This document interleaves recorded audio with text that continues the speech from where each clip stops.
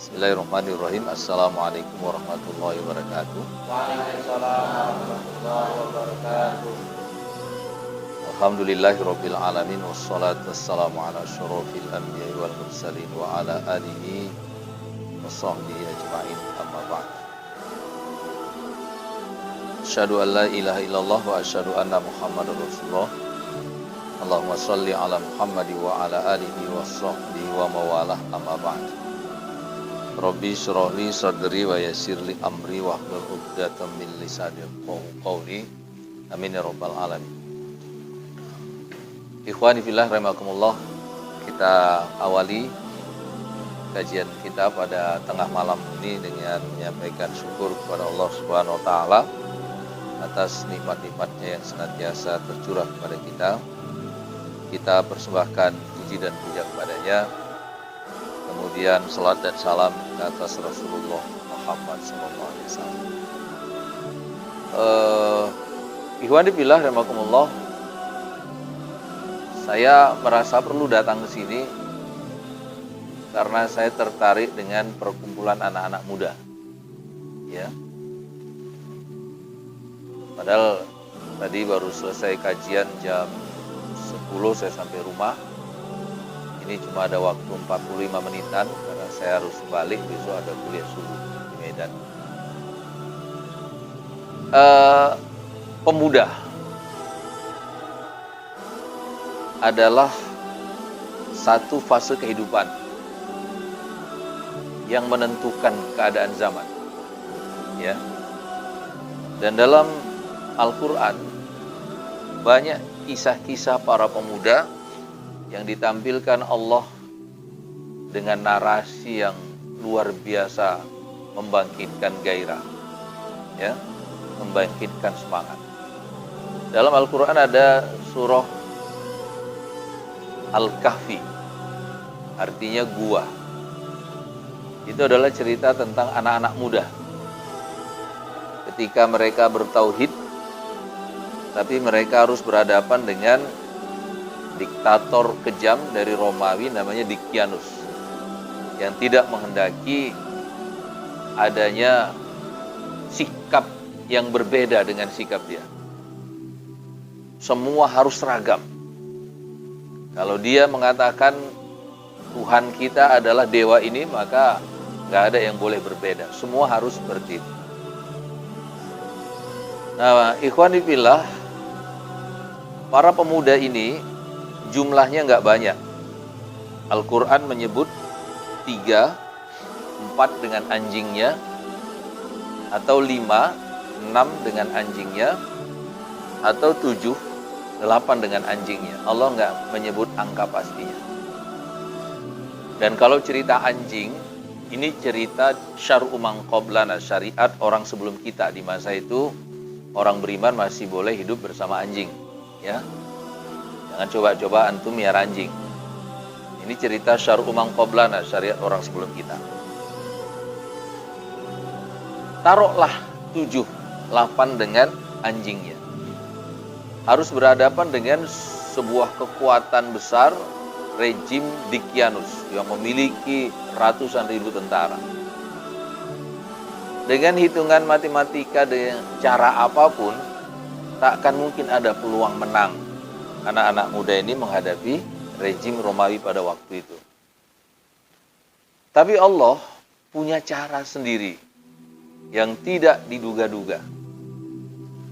Anak muda ini akhirnya memutuskan menghindar. Berhadap-hadapan gak mungkin. Menyerah bukan pilihan. Akhirnya mereka menghindar. Lari dari kejaran rejim itu, sampai ketika mereka tiba di hutan,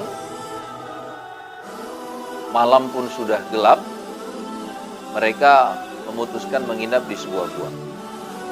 Ya. Qadarullah, dengan takdir Allah, mereka nggak bangun-bangun. Sehari, seminggu, sebulan, setahun, 10 tahun, 100 tahun. Nggak bangun-bangun. Sampai mereka melewati 3 abad lebih, yaitu 309 tahun, baru mereka terbangun. Ya. Ikhwani fillah, ketika terbangun itu, salah seorang mengatakan, berapa lama kita tidur? Yang lain menjawab, kayaknya 1 malaman. Karena waktu mereka masuk, cahaya matahari itu masuk dari celah gua di sebelah barat. Artinya senja menjelang malam. Tapi ketika terbangun, celah matahari masuk di bagian timur dari gua. Ya, 1 malam. Kita tidur 1 malam. Terus ada yang bilang, saya lapar. Tolong salah seorang dari kita pergi ke kota, bawa ini uang. Ada duit 1 dirham waktu itu, kepingan. Belikan makanan. Tapi jangan bicara kepada siapapun, rahasiakan keberadaan kita di sini. Maka dengan mengendap-endap, menutup dengan menutup wajah supaya jangan terlihat, atau dengan tampilan-tampilan yang tidak mudah dikenali, 1 orang keluar dari gua, masuk ke kota, beli roti, setelah roti dapat dibayar. Tukang rotinya memandang serius ke arah anak muda ini. Kemudian mengatakan, kamu ini mau belanja atau mau mencuri? Saya mau belanja. Kalau memang kamu mau belanja, bayar sekarang. Roti sudah di tanganmu. Nah, kan saya sudah bayar, sudah saya kasih uang 1 dirham. Kata tukang roti, ini uang 1 dirham zaman 3 abad yang lalu. Bagaimana kau membayar roti hari ini dengan uang 3 abad yang lalu? Gambarnya gambar Raja Dicyanus. Kaget anak muda ini. 3 abad yang lalu bagaimana? Lah lihat ini tahunnya ini. Emangnya sekarang tahun berapa? 309 tahun selisih. Bingung anak muda ini, bingung. Nah, si tukang roti marah-marah. Tiba-tiba lewat tentara. Akhirnya anak muda ini dilaporkan. Dibawalah ke hadapan raja. Sepanjang jalan itu dia melihat semuanya sudah berubah. Bahkan ketika dia masuk ke dalam istana, dia tidak lagi melihat Raja Dicyanus, tapi raja yang berbeda. Nah, ini adalah cara kerja Allah. Iwan bilang, kalau antum sedang berhadapan dengan orang yang membenci antum, yang menginginkan kehancuran antum, yang ingin membinasakan antum, dan antum gak punya kekuatan untuk melawan mereka, tapi antum bisa tidur selama 309 tahun, gitu antum bangun, antum udah menang. Betul kan? Udah menang. Maka kalau rasa antum sulit kali menghadapi orang-orang zalim sekarang ini, coba aja tidur 15 tahun, gak usah bangun-bangun. Nanti begitu antum bangun, bukan dia lagi presidennya. Ya. Tapi sayangnya nggak bisa kalau tidak dengan kehendak Allah Subhanahu wa taala. Akhirnya anak muda ini disidang. Dan dia nggak bisa lagi membuat alibi bahwa memang dia melarikan diri dari Raja Dicyanus. Maka raja yang ada, yang hidup pada waktu itu terheran-heran. Dicyanus sudah mati 300 tahun yang lalu. Lantas kenapa kalian lari dari dia? Kami lari dari dia demi mempertahankan tauhid. Dia memaksa kami menyembah berhala. Antum tahu siapa raja yang berkuasa ketika Ashabul Kahfi itu terbangun? Nabi Zulkarnain. Ya. Qarnun itu artinya tanduk. Qarnain artinya 2 tanduk. Zulkarnain artinya punya 2 tanduk. Nabi Zulkarnain itu rambutnya panjang, dikucir 2. Ya. Sehingga dia biasa dipanggil dengan sebutan Zulkarnain. Maka Nabi Zulkarnain mengatakan kepada pemuda itu bahwa aku pun orang yang bertauhid. Bahkan orang-orang memberitahu dia adalah Rasulullah. Si pemuda ini terharu. Tapi Nabi Zulkarnain lebih terharu lagi. Maka dia bertanya, di mana persembunyian kalian? Awalnya masih ragu juga nih anak muda menunjukkan persembunyian itu. Tapi Nabi Zulkarnain bersumpah demi Allah, aku akan melayani kalian. Apapun kebutuhan kalian dengan izin Allah. Dengan kekuasaan yang diberikan Allah kepadaku, aku akan layani kalian. Maka dibawalah Nabi Dzulkarnain ke gua itu. Diceritakan sama yang tinggal di gua itu apa yang terjadi di luar sana. Sulit bagi mereka untuk memahami itu. Tapi faktanya di depan mereka ada raja yang berbeda dengan raja yang dulu. Dan Nabi Dzulkarnain meyakinkan masa Daqyanus sudah berlalu 3 abad yang lalu. Mereka bertakbir dalam gua itu. Kemudian Nabi Dzulkarnain mengajukan kepada mereka apa yang mereka inginkan, apa yang mereka butuhkan. Aku akan layani kalian, apa aja. Nah, Ashabul Kahfi ini cuma minta sujud. Izinkan kami bersujud. Maka mereka semua sujud serentak. Begitu sujud, mereka nggak terbangun lagi. Mereka wafat semua dalam sujudnya itu. Jadi mereka tidur 309 tahun, dibangunkan Allah hanya untuk menyaksikan kebesaran Allah. Sesudah itu, Allah memandang surga lebih patut untuk mereka daripada dunia. Maka dibangunkan 1 hari aja. Hanya untuk melihat kekuasaan Allah. Kisah seperti ini mungkin antum harus explore. Baca itu surah Al-Kahfi, baca itu tafsirnya. Pemuda, anak muda. Ya, jangan drama Korea, ada manfaatnya, ya kan? Itu sampai ada surah Al-Kahfi, cerita tentang anak-anak muda itu, ya kan?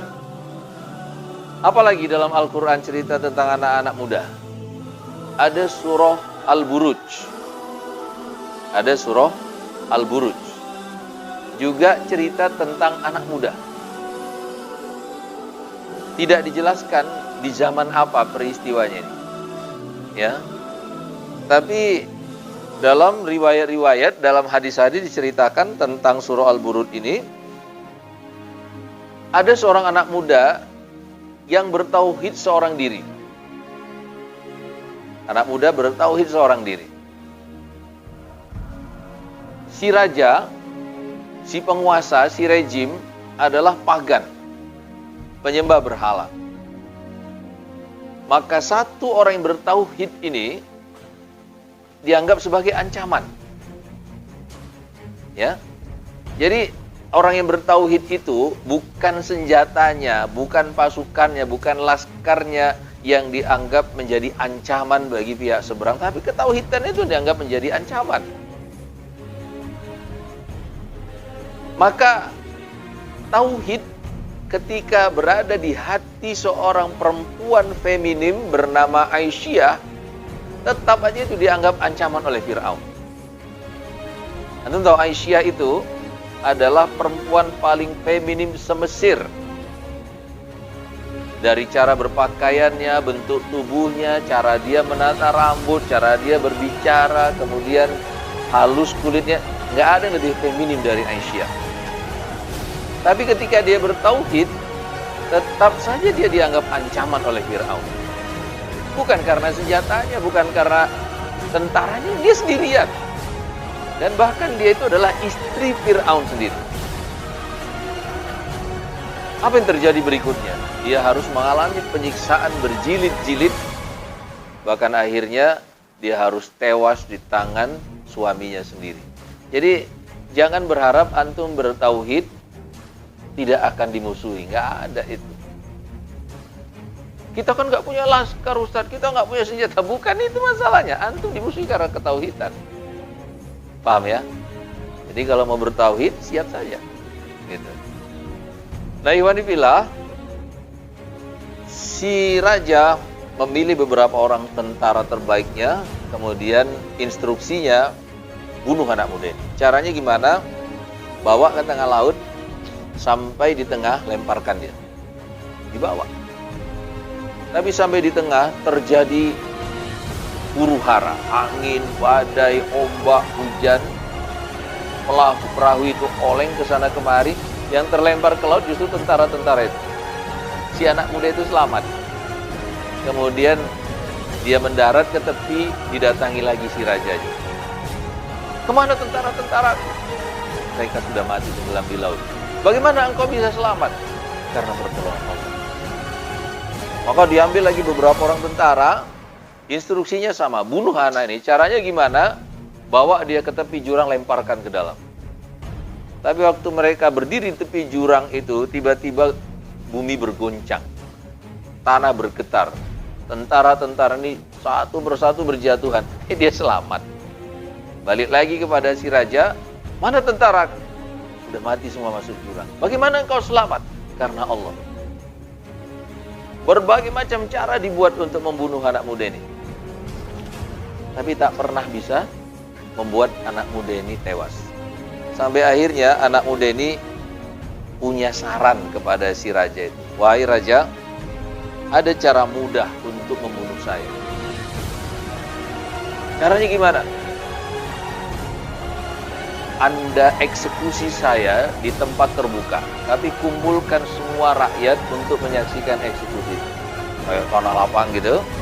Nah, semua rakyat dikumpulkan di situ untuk menyaksikan eksekusi itu. Ikat badan dan tangan saya pada sebuah tiang. Kemudian Anda pilih satu orang pemanah terbaik. Dan ketika dia melepaskan anak panah dari busurnya, suruh dia mengucapkan Bismillahi robba hadzal gulam, dengan nama Allah, Tuhan anak muda ini. Kalau Anda lakukan itu, insya Allah efektif. Saya akan mati dengan itu. Maka orang-orang dikumpulkan semua di lapangan itu. Kemudian seorang pemanah terbaik diberi tugas untuk mengeksekusi itu. Ditarik anak panah, kemudian diucapkan Bismillahi robba hadzal gulam. Anak panah itu pun melesat. Kena pelipisnya aja sedikit, sek gitu. Kemudian anak muda ini wafat, anak muda ini gugur. Maka satu orang yang bertauhid tewas. Tapi orang yang hadir di tempat itu semua menyaksikan keajaiban itu. Apa yang terjadi berikutnya? Satu orang ini tewas, tapi semua orang yang menyaksikan eksekusi itu beriman. Mereka semua berseru, Amanna bi rabbi hadzal gulam. Kami beriman dengan Tuhannya anak muda ini. Karena mereka udah dengar kabar anak muda ini gak bisa dibunuh dengan cara apapun. Tapi ternyata dengan kalimat Bismillah, hanya luka sedikit saja sudah membunuhnya. Maka semua orang yang hadir di situ beriman. Dan ini membuat si raja semakin panik. Maka waktu itu digali parit besar-besar, kemudian dimasukkan kayu sebanyak-banyaknya di situ, bakar kayu di situ. Setiap orang ditanya, mau murtad atau tetap beriman kepada Tuhan anak muda itu. Mereka mengatakan, amantu bi rabbi hadzal gulam. Kami tetap beriman dengan Tuhan anak muda ini. Maka mereka satu persatu dilempar ke dalam parit itu, dibakar hidup-hidup. Maka kisah ini disebut dengan Ashabul Ukhdud, para penghuni parit. Ya. Ceritanya ada di surah Al-Buruj. Juga tentang anak muda. Juga tentang anak muda. Ya. Ya ikhwah. Duduk tenang dia, duduk tenang. Ketika tausiah, duduk tenang. Ya. Ada kodok. Biar aja, nggak apa-apa. Nggak akan membunuh kalian itu kodok. Ya. Oke, siap ya. Kita nggak punya banyak waktu. Tadi saya telepon Pak Sahari. Nama beliau Sahari. Dari dulu Sahari aja, nggak 2 hari, 3 hari. Saya nggak tahu kenapa dipanggil Kempo. Nanti boleh diceritakan itu kisahnya itu kan. Berapa orang saya tanya? 60 orang. Soekarno tuh cuma minta 10 orang. Dengan 10 orang saya akan goncang dunia. Ya. Nah, terus ini berapa orang? Ini ada 60. Ada ya? Oke. Sekarang nggak sampai 60. Bilanglah 30. Bisa nggak goncang Brandan? Hah? Kalau nggak Brandan, bisa nggak mengguncang Sungai Bilah? Iya. Iya. Anak Sungai Bilah insya Allah ya sudah sama-sama tahu kan. Si Sungai Bilah ini untuk hal-hal yang negatif saja mereka berani. Dan saya alumni Sungai Bila. Rumah saya dulu di Gang Amal sini. Ya. Untuk hal-hal yang negatif saja anak Sungai Bila ini berani. Apalagi untuk hal-hal yang positif. Ya kan? Terlebih-lebih lagi untuk agama. Tinggal mentransfer spiritnya aja. Iya. Bagaimana dipilah? Jangan lewatkan masa muda ya. Karena saya punya catatan sejarah. Nanti kita akan lihat bagaimana di masa lalu anak-anak muda itu tampil ke panggung menentukan arah sejarah. Ya. Maksud saya begini. Jangan kalian mengira kalian ini masih muda. Di masa lalu, generasi pertama umat ini, mereka sudah tampil di panggung sejarah jauh lebih muda dari kalian ini. Ya. Imam Syafi'i, kalian tahu kan Imam Syafi'i? Umur 7 tahun dia hafal Quran. Umur 10 tahun dia hafal kitab hadis Al-Muwatta namanya. Isinya ribuan hadis yang dikarang oleh Imam Malik. Umur 15 tahun dia sudah menjadi mufti besar di Madinah. Umur 15 tahun. Jadi pada waktu itu ulama dari seluruh dunia kalau hendak mengeluarkan fatwa harus konsultasi dengan beliau di Madinah. Umur 15 tahun. Ya kan? Saya akan sebutkan beberapa nama. Yang pertama, ada seorang sahabat Nabi namanya Usama bin Zaid. Umur 18 tahun sudah diangkat Nabi menjadi panglima perang. 18 tahun. Ya, Usama bin Zaid. Anak dari Zaid bin Harithah. Kemudian ada Sa'ad bin Abi Waqqas. Dialah yang pertama sekali melontarkan anak panah dalam agama ini. Jadi 13 tahun Nabi berdakwah, Nabi melarang melawan.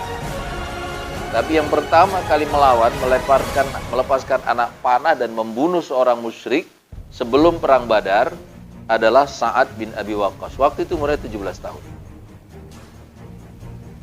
Ada Al-Arqam bin Abil Arqam. Sahabat yang sangat disegani, yang rumahnya dipilih Nabi dijadikan markas dakwah. Rumahnya.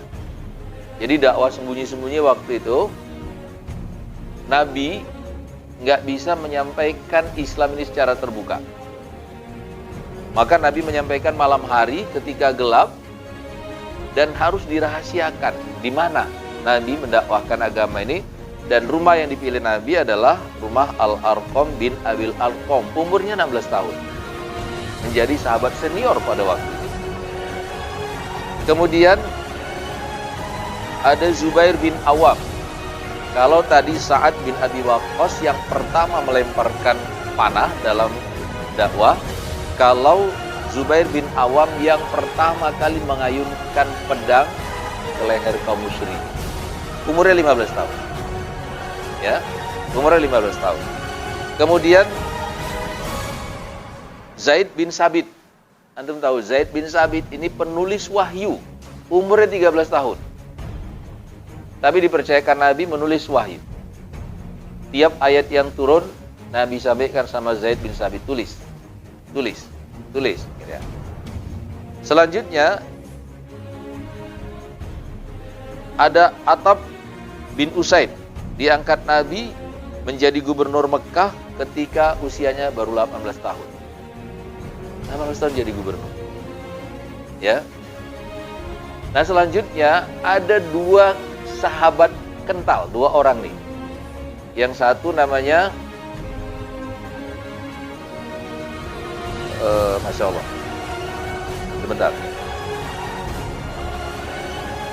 Mu'az dan Mu'awiz. Mu'az bin Amr dan Mu'awiz bin Afro. Sahabat kental, yang satu umurnya 13 tahun, yang satu umurnya 14 tahun. Dalam perang Uhud, dua anak ABG ini memaksa ikut. Nabi bilang, nggak boleh kalian anak-anak. Tapi mereka nggak mau pulang. Ketika pasukan mulai bergerak, mereka malah menyusup ke dalam pasukan. Umurnya 13 dan 14 tahun. Karena nggak bisa dicegah untuk ikut, maka Nabi akhirnya mengizinkan mereka berdua ikut. Ada cerita yang menarik. Waktu dikasih pedang, orang Arab itu kan tinggi-tinggi kan. Pedangnya itu panjang, itu disarungkan di pinggang. Ya. Nah, ketika Mu'az dan Mu'awiyah dikasih pedang, pedangnya disarungkan di pinggang, jalan nyeret ke tanah pedangnya itu. Karena masih anak-anak. Dikasih kuda, perlu pundak orang dewasa untuk tangga naik ke kudanya. Dan dalam perang Uhud itu, dia menempel terus dengan sahabat Muhajirin namanya Abdurrahman bin Auf. Sepanjang peperangan itu, dua anak ini terus bertanya, "Paman, yang mana Abu Jahal? Yang mana Abu Jahal?" Mereka anak Madinah, mereka nggak kenal Abu Jahal. Yang mereka tahu Abu Jahal itu sangat jahat kepada Nabi ketika Nabi masih di Mekah. Maka mereka harus bersama sahabat Muhajirin yaitu Abdurrahman bin Auf. Yang kenal betul dengan Abu Jahal itu. Maka waktu Abdurrahman bin Auf nunjuk, yang itu orangnya. Maka dua bocah begini menerjang, gak kenal ampun. Gak kenal ampun. Sampai akhirnya Abu Jahal terbunuh. Jadi Abu Jahal itu mati di tangan dua anak ABG. Mu'az dan Mu'awiz. Ya. Selanjutnya, Sultan Al-Fatih yang tersohor dari Turki Utsmani itu menjebol benteng Bizantium yang sudah ratusan tahun nggak bisa ditembus. Siapa yang bisa menembus benteng Bizantium itu artinya dia akan meruntuhkan kekuasaan Romawi pada waktu itu. Umurnya 22 tahun. Dan Bizantium itu rontok di tangan Sultan Al-Fatih. Pertanyaannya, apa karya besar yang sudah antum buat di umur seusia antum ini? Ya kan? Kalaupun belum dibuat, kira-kira apa rencana antum? Rencana besar apa yang sudah antum bangun? Ya? Itu. Ikhwani fillah, saudara-saudara sekalian, yang ingin saya katakan yang pertama, berjamaah. Jangan sendiri-sendiri, berjamaah. Karena di luar sana, mereka telah mempersiapkan segala macam siasat. Saya dalam satu kajian di Medan ada anak muda, mahasiswa Jogja, lagi daring, jadi nggak bisa kuliah, ikut kajian saya. Dia bilang, Ustadz, di Jogja itu sekarang sedang berkembang diskusi-diskusi filsafat. Saya ditantang oleh teman saya, anak kuliah. Sambil memegang batu sebesar kepalan tangan, dia bilang, ditaruh di depan ini, sesuatu itu harus dibuktikan secara empirik. Ada gerak, ada yang bisa dilihat. Filsafat begitu. Kalau memang Allah itu ada, suruh dia menggerakkan batu ini. Kalau batunya bergerak, saya percaya Allah itu ada. Kalau batunya nggak bergerak, maka saya nggak percaya Allah itu ada. Dan dia bilang, saya nggak bisa jawab, Ustaz. Antum mau jadi yang mana dari dua anak ini? Yang nggak percaya atau yang percaya? Antum mau pilih yang mana? Mau jadi yang mana? Yang percaya. Dua-duanya nggak bagus. Dua-duanya nggak bagus. Kenapa? Yang satu nggak percaya Allah itu ada. Yang satu percaya tapi nggak punya argumentasi. Waktu ditantang sama yang nggak percaya, nggak bisa dia menjelaskan. Antum nanti kalau keluar dari Sungai Bilah ke Medan sana, itu pikiran-pikiran seperti itu yang antum harus hadapi. Jadi antum mau jadi yang pertama, antum udah kafir tuh. nggak percaya Allah itu ada. Mau jadi yang kedua, antum beriman tapi lemah, nggak punya argumentasi. Ya kan? Kira-kira kalau antum yang ditanya tuh jawabannya cemana? Nanti gue tanya Ustadz Irian sah dulu gitu. Ini bahaya loh. Ya. Ini berbahaya. Maka berjamaah dan teruslah berdiskusi, gali agama ini. Ya kan? Gali agama ini.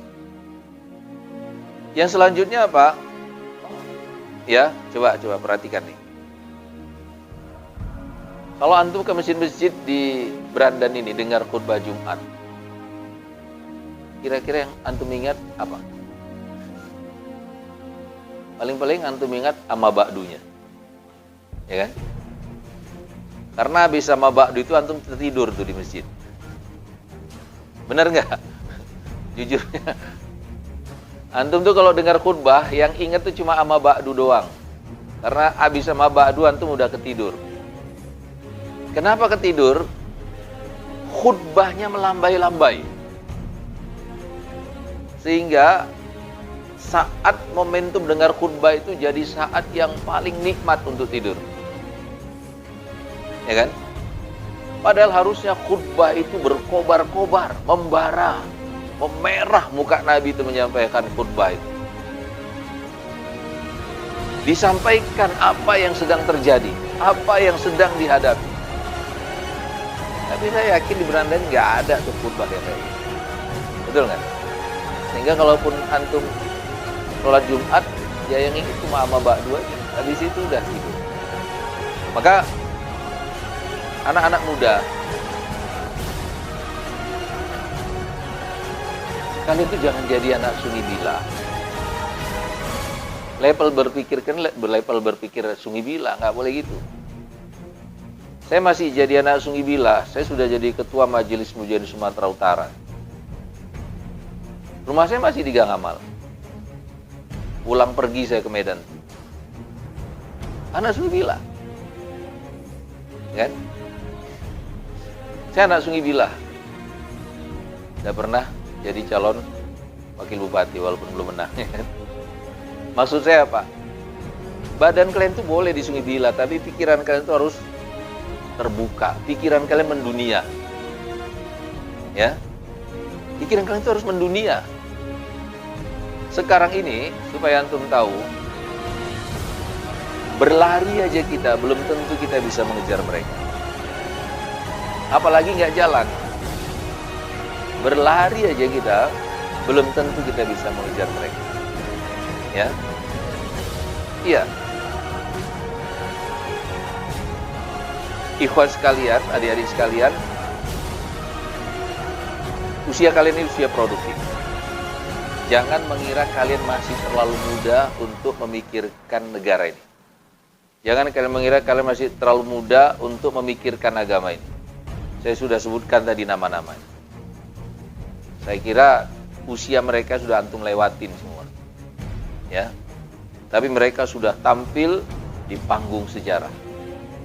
Nah sekarang tinggal antum-antum yang merancang hidup.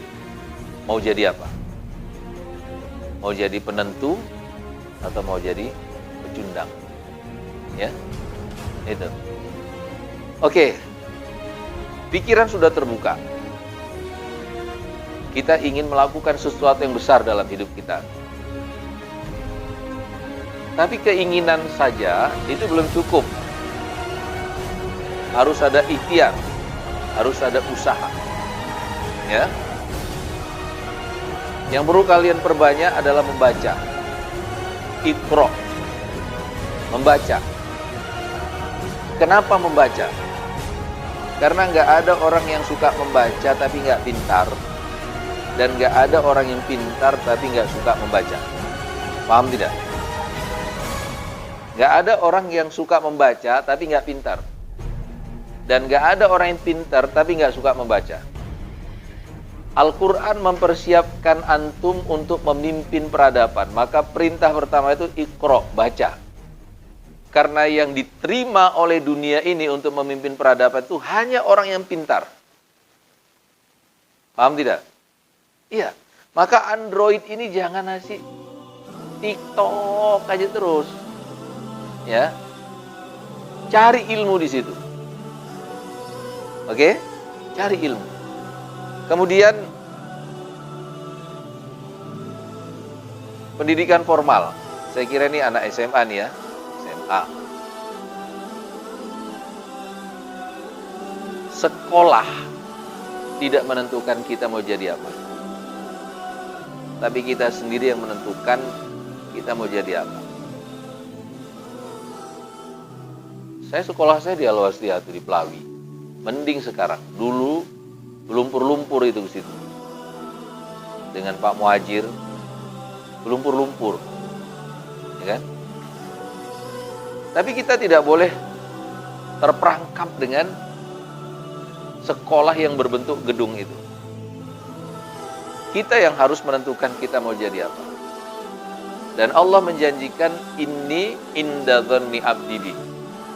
Aku, kata Allah, tergantung bagaimana persangkaan hambaku kepadaku. Kalau kita bilang Allah pasti akan menolong saya, Allah akan tolong. Adinda sekalian, saya cerita sedikit ya. Sekarang negeri ini sudah dikuasai secara ekonomis oleh kaum kapitalis yang darah mereka nggak sama dengan darah kita. Sebuah lembaga internasional namanya Oxfam menyebutkan 4 orang Cina hartanya sama dengan harta 100 juta penduduk Indonesia. Paham nggak? 4 orang Cina hartanya sama dengan harta 100 juta penduduk Indonesia. Jadi penduduk Indonesia 250 juta, kalau hartanya dikumpulin itu baru sebanding dengan harta 10 orang mereka. Ya. 10 orang berbanding 250 juta. Ini sama hartanya. Celakanya yang di 250 juta ini pun sebagian besar harta masih juga terkonsentrasi di kaum dia juga. Jadi sekarang kita punya apa? Nggak punya apa-apa.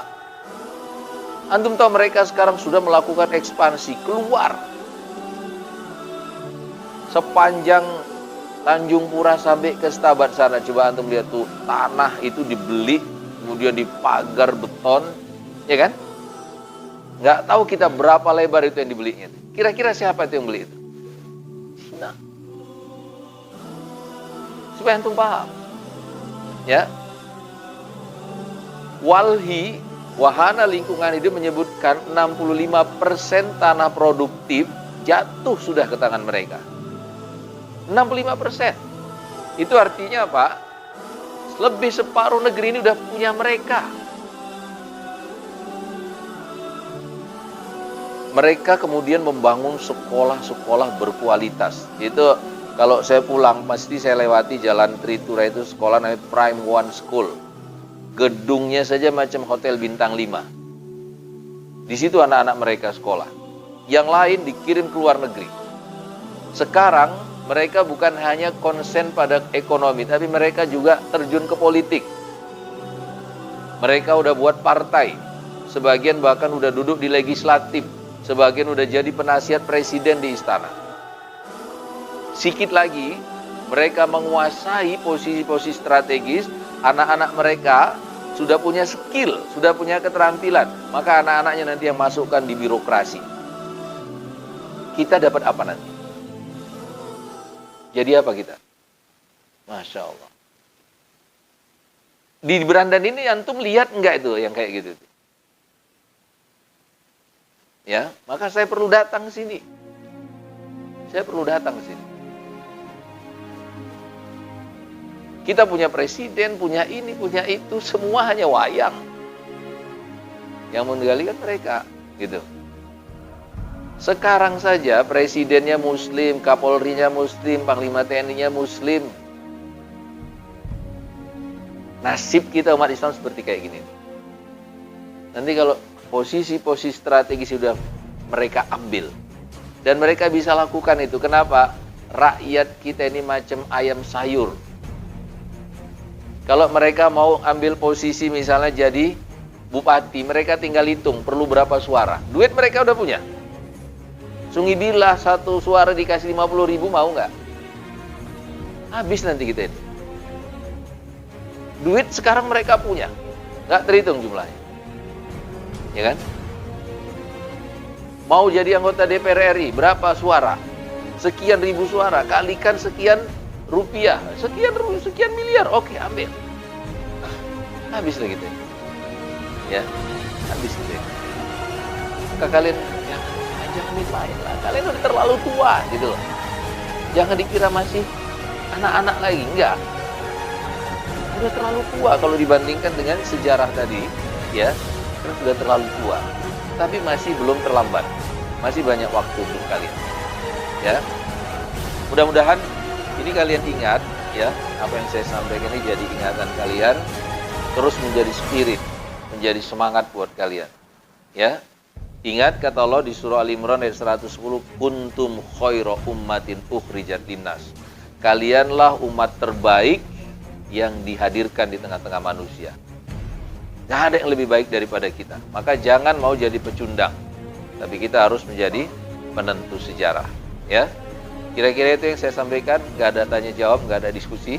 Saya harus sudah balik ke Medan, nanti sampai rumah tidur 1 atau 2 jam, ya. Sudah harus kuliah subuh lagi. Mudah-mudahan ada manfaatnya, ya. Nanti diedit, ya, yang tahu, ya, gitu, ya, yang biasa-biasa aja yang di share. Ini ustadz-ustadz semua dibidik sekarang, ya. Salah sedikit tangkap, salah sedikit tangkap. Bukan takut, demi Allah enggak. Tapi nanti nggak ada lagi yang isi kajian, lihat lagi, ya kan?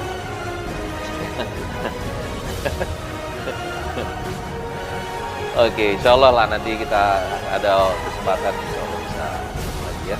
Baik, subhanakallahumma bihamdika asyhadu an la ilaha illa anta astaghfiruka wa atubu ilaik. Wassalamualaikum warahmatullahi wabarakatuh. Tolong fotokan dulu. Fotokan dulu. Oh iya.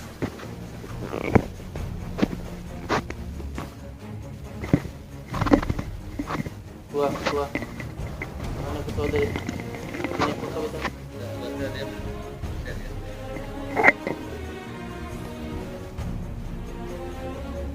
Ya. Cepat.